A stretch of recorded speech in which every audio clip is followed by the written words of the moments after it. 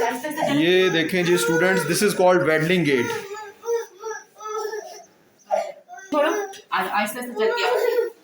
Baby अपने hip को lift नहीं कर पा रहा, बल्कि जिस साइड पे वो फुट अपना लिफ्ट करता है उस साइड पे हिप उसकी फॉल कर जाती है। This is called waddling gate.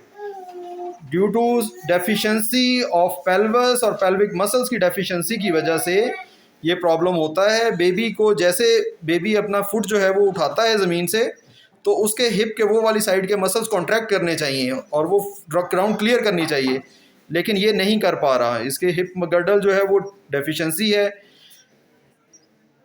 ये उन बच्चों में भी होता है जिनकी मदर को इन्फेंट ऑफ डायबिटिक मदर्स को भी होता है, और स्पाइनल रेफिज्म में, स्पाइनल प्रॉब्लम्स में भी होता है।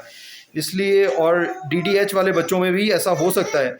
इसलिए हम इसकी स्पाइन का भी अल्ट्रासाउंड करवाएंगे ताकि देखें कि स्पाइना बाइफिडा ओकल्टा तो नहीं है। हम इसका एक्सरे करवाएंगे हिप जॉइंट का कि देखेंगे डेवलपमेंटल डिस्प्लेसिया ऑफ हिप तो नहीं है, ठीक है।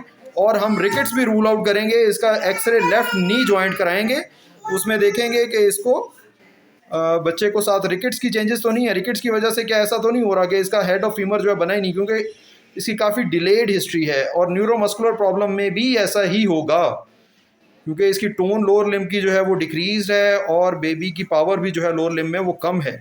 तो न्यूरोमस्कुलर डिसऑर्डर भी हम सोचेंगे लेटर ऑन, लेकिन अगर जब तक बोन वीक है तब तक उसके जो मसल्स हैं वो भी वीक ही हैं। सबसे पहले बोन्स की वीकनेस को हमने रूल आउट करना है, उसके बाद हमने न्यूरोमस्कुलर जंक्शंस के ऊपर जाना है। उसके लिए हम फर्दर NCS EMG करवाएंगे अगर ज़रूरत पड़ी तो। ठीक है जी।